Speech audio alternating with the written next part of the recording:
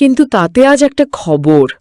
শোন, আমরা একটু আগেই রওনা হয়েছি। তোমার বাবার জরুরি কাজ বাতিল হয়ে গেছে, তাই আজই ফিরছি। গাড়িতে উঠেছি, পৌঁছতে ঘণ্টা দুয়েক লাগবে। খুকিয়ে গেল। আমি একটা কৃত্রিম হাসি দিয়ে বললাম, এই তো ভালো, আমি থাকব। কল কেটে দিতেই আমি চুপ করে বসে পড়লাম। কি বলল? অখিল জানতে চাইল।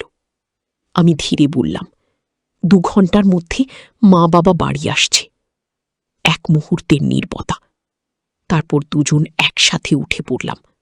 বিছানার চাদর ঠিক করা, ঘরের বাতাসে ছড়িয়ে থাকা গন্ধ সরানো, ওয়াশরুমে যাওয়া, কফির কাপ ধোয়া, সব যেন যুদ্ধের মতো লাগছিল।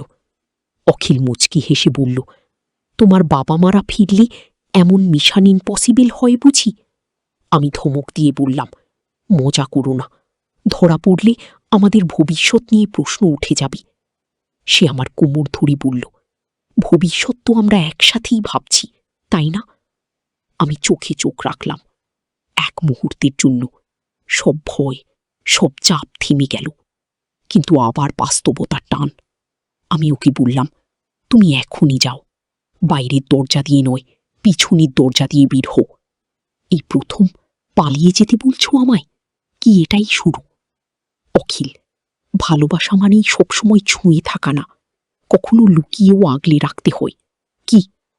অখিল যাওয়ার আগে আমার ঠোঁটে এক নরম চুমু দিল। আমি ফিরে আসব, বারবার আসব, কারণ এই ঘড়ি আমি আমার সত্যি ভালোবাসা খুঁজে পেয়েছি। কেউ পিছনের দরজা দিয়ে বেরিয়ে গেল, আর আমি দরজা বন্ধ করে বুকের ধুকপুক নিয়ন্ত্রণে আনার চেষ্টা করলাম। সেই দিন ভালোবাসার উত্তাপে ভেজা শরীরটা হঠাৎ বাস্তবতার ঠান্ডায় কেঁপে উঠেছিল। সন্ধ্যার ঠিক আগে মা বাবা বাড়িতে ফিরে এলেন। দরজায় বেল বাজতেই আমি দ্রুত আয়নায় নিজেকে দেখে নিলাম, কোনো চিহ্ন আছে কিনা সেই রাতের।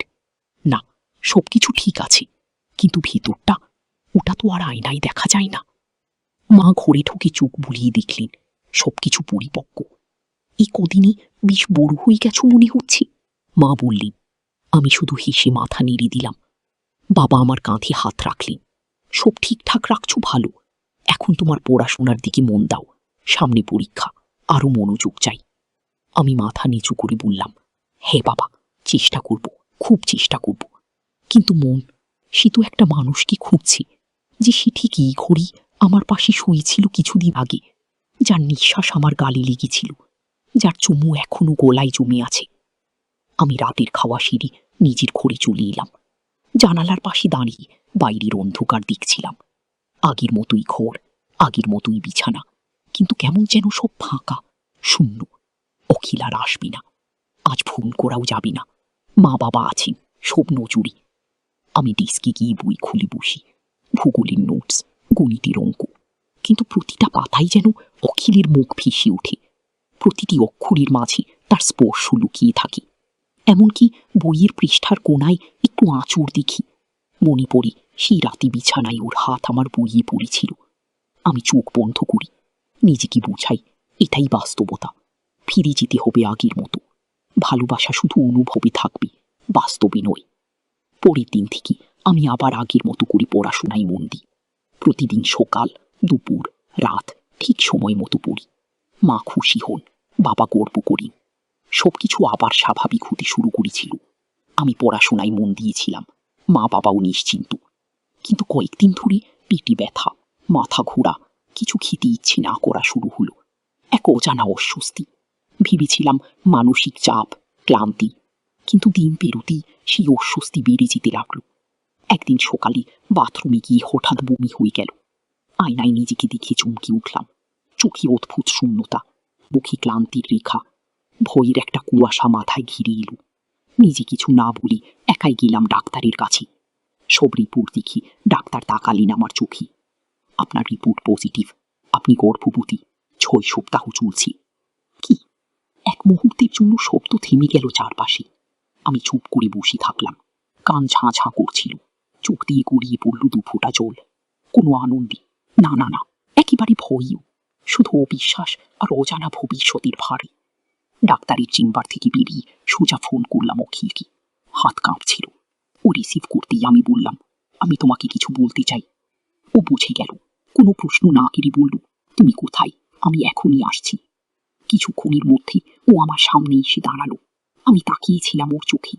ওর ভিতর কি ভয়, না অস্বীকার, না পালিয়ে যাওয়ার ছোল। কিন্তু না, ও শুধু আমার হাতটা ধরল, শক্ত করে বলল, এটা কেবল তোমার নয়, আমারও দায়িত্ব। আমরা একসাথে ছিলাম, এখনো আছি, থাকবো। তুমি একা নও, কখনো ছিলেও না। গিয়ে আমি ভেঙে পড়লাম ওর বুকে। এতদিন ধরে নিজেকে ধরে রেখেছিলাম, আজ আর পারলাম না।